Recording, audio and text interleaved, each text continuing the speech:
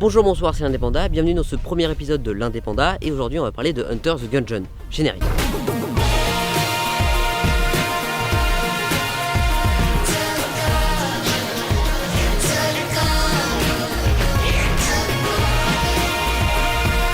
Donc comme vous l'avez vu dans le générique et sûrement lu dans le titre, c'est le premier épisode d'une nouvelle série, pas si nouvelle que ça d'ailleurs, parce que ça fait 3 ans que je veux la faire.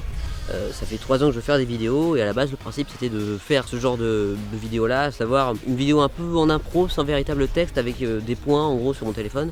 Et je vous conseillais un jeu indépendant et je vous conseillais d'y jouer, je vous le faisais découvrir. Parce que je ne sais pas pourquoi mais depuis que j'ai découvert l'existence des jeux indépendants, j'adore ça. Du coup on va pouvoir parler de jeux indépendants dans cette série, ça va être cool. Bref voilà, c'était le principe. Mais finalement j'ai décidé de faire des courts-métrages au dernier moment et du coup cette série est un peu tombée à l'abandon. Du coup je la fais maintenant parce que c'est assez simple à faire et puis accessoirement on est en rando là du coup dans un magnifique décor de forêt qui n'a absolument aucun rapport avec le sujet. Mais je me suis dit que ça pourrait être sympa voilà, de tourner un petit peu en forêt, c'est cool. Et oui, je porte une casquette parce que voilà, ma santé capillaire commence à devenir sacrément critique. Du coup, on va garder cette casquette là et je me couperai les cheveux bientôt, mais pas tout de suite.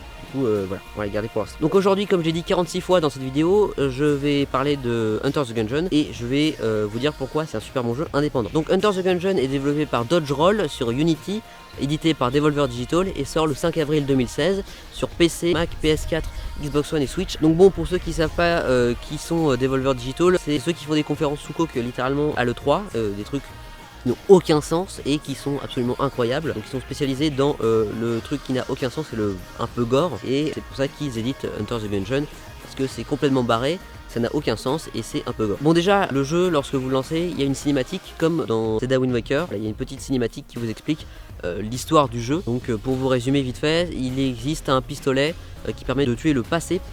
Non mais voilà, Devolver Digital, ne cherchez pas la logique. Et caché donc dans le Gungeon, un donjon rempli de balles qui sont en fait vos ennemis. Donc des balles avec un pistolet qui tire des balles.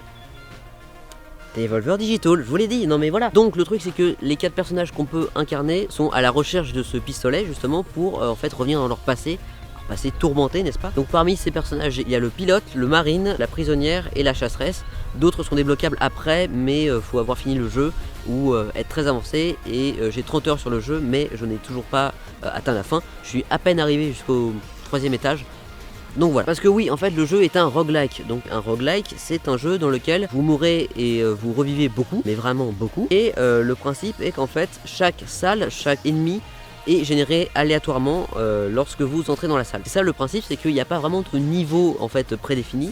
C'est en gros des salles déjà préfaites avec les patterns d'ennemis et les patterns sont aléatoires et se mettent ensemble. Il y a juste un truc, c'est que ça se répartit par étage et du coup chaque étage possède un magasin et une salle de boss. Il y a aussi au moins une ou deux salles de coffre, je crois, par étage, mais je suis pas sûr. Donc vous commencez avec du coup 3 vies, 2 balles à blanc qui vous permettent de faire une onde de choc qui détruit toutes les balles aux alentours. Vous avez aussi une clé de départ pour pouvoir ouvrir un coffre. Mais généralement comme il y a plusieurs coffres, bah du coup forcément vous êtes forcé soit d'en acheter, soit de péter le coffre. Idem pour les boss sont choisis aléatoirement parmi 3 ou 4 boss par étage. Par exemple au premier étage il y a un oiseau, les frères balles et le roi des balles, bah voilà, l'un des 3 apparaît, mais c'est pas toujours le même. Chacun des personnages ont une capacité, je vais pas vous détailler, vous allez les découvrir vous-même, et chaque personnage a une arme de base qu'il peut remplacer par une nouvelle arme qu'il va trouver soit dans un coffre, soit qu'il va acheter au magasin. Et il y a des tonnes d'armes, il y en a beaucoup, c'est pas comme dans Borderlands où c'est 1000 fois le clone d'une arme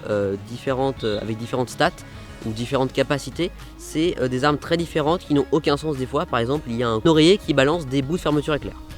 Bah Devolver Digital, non mais je l'ai déjà dit, voilà. Il y a une planchette sardine qui envoie des lasers sur les ennemis, bref, ne cherchez pas. Il y a des canons à linge sale. Non mais voilà, c'est juste des trucs qui n'ont aucun sens et c'est ça qui est bon. Et ça me fait une très bonne transition pour parler du gameplay. Le gameplay est très dynamique parce que il y a beaucoup de mouvements, il y a pas mal de capacités qui s'enchaînent et tout.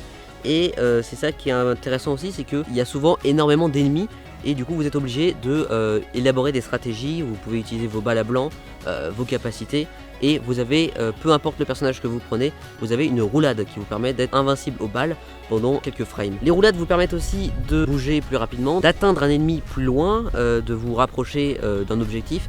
Bref, voilà, ça vous permet de faire plein de choses. Je vais pouvoir maintenant vous parler, après vous avoir parlé du gameplay et de tous les aspects techniques, je vais pouvoir vous parler des graphismes que j'aime beaucoup dans ce jeu. Il faut savoir que les graphismes sont vraiment très très beaux, c'est du pixel art, les animations sont très très bien faites, c'est un petit style un peu cartoon mais un peu trash en même temps. Ça a un maximum de glow, donc des espèces de lumière fluorescente qui donne un aspect vraiment très cool, et c'est la raison pour laquelle j'aime beaucoup ce jeu et la raison pour laquelle j'aime aussi beaucoup Black Future 88, qui est un autre jeu indépendant que je vous présenterai un jour. Et pour continuer sur la direction artistique, il y a aussi le sound design et la musique qui sont très très bons. La musique est assez proche de l'électro, assez dynamique, c'est ce qui passe actuellement comme musique. Et en plus de ça, il y a le sound design qui est vraiment très très bien fait, qui colle vraiment très bien à l'aspect graphique, un peu cartoonesque, et le sound design est vraiment en rapport avec ça. Bref, pour conclure, c'est vraiment un super jeu, un jeu avec un gameplay vraiment très très bien fait, une histoire complètement barrée mais que j'adore. Il y a des armes qui n'ont aucun sens, des références partout, des trucs, le jeu vous surprend constamment, les graphismes et le sound design sont vraiment super bien faits. Bref, je vous le conseille vraiment beaucoup. Je vous ai mis des liens dans la description pour pouvoir l'acheter. Voilà, il est genre à une quinzaine d'euros à peu près. Il est sur Humble Bundle, Steam et GOG je crois. Je vous conseille de l'acheter sur GOG et sur Humble pour éviter les DRM de Steam, pour faire une bonne action pour Humble Bundle. Voilà, c'est la fin de ce premier épisode de l'Indépenda. Il y avait un peu de vent, voilà, je sais pas si vous l'avez entendu, et puis même des gens qui passent parce qu'on est dans un chemin. Voilà, j'aime bien faire cette petite vidéo, j'aimerais bien en faire plus. Je vais en faire plus souvent d'ailleurs.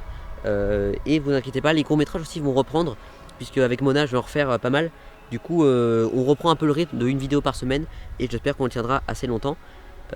Merci, ça va bientôt faire 1 an que je fais des vidéos. Voilà, c'est cool, ça va être le 17 juin je crois.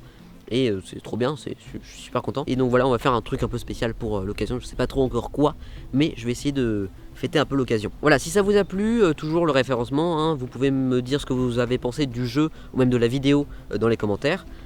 Si vous avez aimé, vous pouvez vous abonner, mettre un pouce bleu, tout ça. Vous pouvez me rejoindre sur Instagram, Twitter et Discord pour être au courant de ce qui se passe.